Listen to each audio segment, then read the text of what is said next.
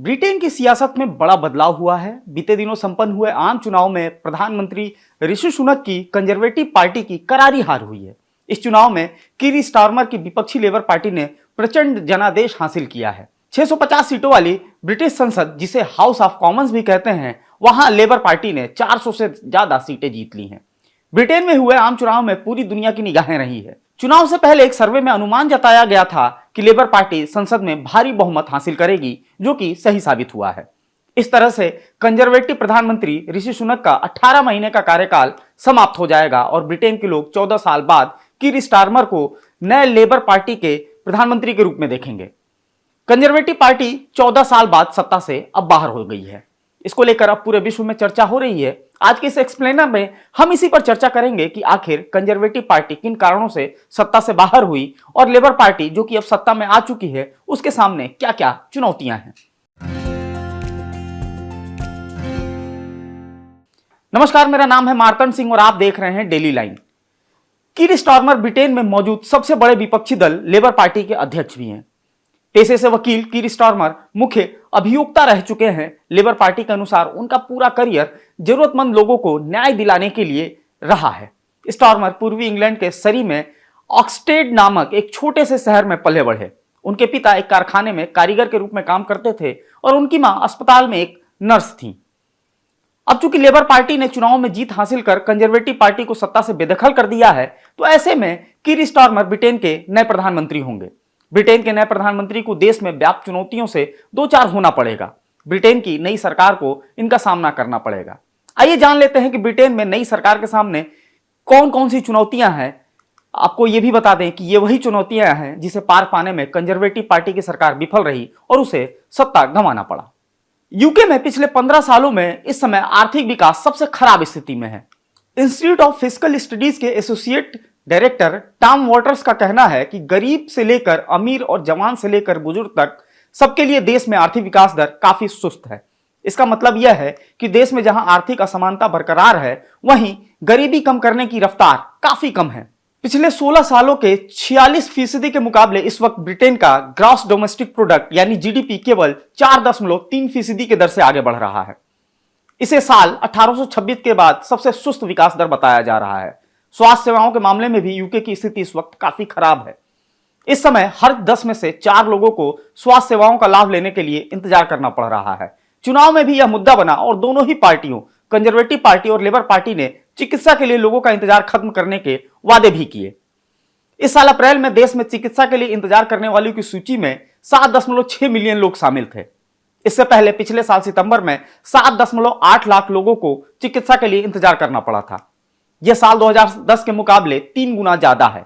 वर्तमान में इंतजार कर रहे 7.6 मिलियन लोगों में से 3,25,000 लोगों का इंतजार 52 हफ्तों से लेकर 1 साल तक का है। 50,000 ज्यादा लोग 15 महीनों से चिकित्सा के लिए अभी भी इंतजार कर रहे हैं। ऐसे ही 5,000 लोगों का इंतजार 78 हफ्तों से भी लंबा बताया गया है। मार्च 2010 में औसत इंतजार 5.2 हफ्तों का था, जो बढ़कर 13.9 हफ्तों तक का पहुंच गया है। यही नहीं, एक्सीडेंट और इमरजेंसी की स्थिति में भी बड़ी संख्या में लोगों को यूके के अस्पतालों में इलाज के लिए डॉक्टर का इंतजार करना पड़ रहा है। इसके अलावा यूके में लॉन्ग टर्म नेट माइग्रेशन की स्थिति भी बहुत अच्छी नहीं है, यानी यूके छोड़कर जाने वालों और यहां आने वालों के बीच का अंतर काफी बढ़ गया है। 2023 के अंत तक यूके में लॉन्ग टर्म माइग्रेशन का आंकड़ा 6.85 लाख तक पहुंच गया था, यानी यहां आने वालों के मुकाबले जाने वालों की संख्या इतनी ज्यादा थी। यह पिछले एक दशक के आंकड़ों से 3 गुना ज्यादा बताई जा रही है। लॉन्ग टर्म के लिए यूके आने वालों में भारतीयों की संख्या सबसे ज्यादा है और इस सूची में 2.5 लाख भारतीय शामिल हैं। इसके बाद 1.1 लाख नाइजीरियन, 90,000 चीनी और 83,000 पाकिस्तानी शामिल हैं। महंगाई को काबू करना भी नए प्रधानमंत्री के लिए किसी चुनौती से कम नहीं है। भारत की तरह ही यूके भी महंगाई से बुरी तरीके से जूझ रहा है और वहां के लोगों के जीवन यापन की लागत पिछले कुछ सालों में काफी बढ़ चुकी है। मुद्रास्फीति पिछले 41 सालों में सबसे ऊंचे स्तर पर पहुंच चुकी है और अक्टूबर 2022 में यह 11.1% दर्ज की गई थी। इसका कारण कोविड के दौरान सप्लाई से जुड़ी समस्याएं और यूक्रेन रूस का युद्ध बताया जा रहा है। हालांकि हालिया आंकड़ों से पता चल रहा है कि मई 2024 में वार्षिक मुद्रास्फीति दर में 2% की कमी आई है और 1 महीने पहले यह 3 सालों में सबसे नीचे पहुंच चुकी थी। इसके अलावा यूके में रहना भी काफी महंगा होता जा रहा है। घर खरीदने अब आम लोगों के बस के बाहर होता दिख रहा है। वहां घरों की औसत कीमत आय के मुकाबले 3 गुना ज्यादा है, जो कि 2010 में 6.8 गुना ज्यादा थी। इसके कारण यूके में मकान मालिकों का आंकड़ा भी घटता जा रहा है। 2010 के मुकाबले 45 में से 59 आयु वर्ग के मकान मालिक बनने का आंकड़ा 7.1% तक नीचे चला गया। हालांकि 25 से 34 आयु वर्ग के लोगों के लिए अपना घर खरीदने के आंकड़े में मामूली वृद्धि हुई है। यूके में किराए की दर भी काफी तेजी से बढ़ रही है और जनवरी 2024 में यह 6.2% तक पहुंच गई थी। जनवरी 2016 में किराए की दरों का आंकड़ा जारी होने के बाद यह सबसे ज्यादा है। इसके अलावा यूके की नई सरकार के सामने कुछ और भी चुनौतियां होंगी। इसमें शिक्षा का लगातार घट रहा सरकारी खर्च, रक्षा पर विदेशी खर्च में बढ़ोतरी, सरकार पर भरोसे में कमी और कुछ क्षेत्रों में अपराधों का बढ़ना भी शामिल है। एक रिपोर्ट के मुकाबले यूके में 2010-11 के मुकाबले शिक्षा पर सरकारी खर्च में काफी कमी आई है और 2022-23 में शिक्षा पर कुल सार्वजनिक खर्च घटकर 8% या 10 बिलियन पाउंड रहा। और रक्षा और विदेश मामले भी नई सरकार के लिए चिंता का अहम कारण होंगे।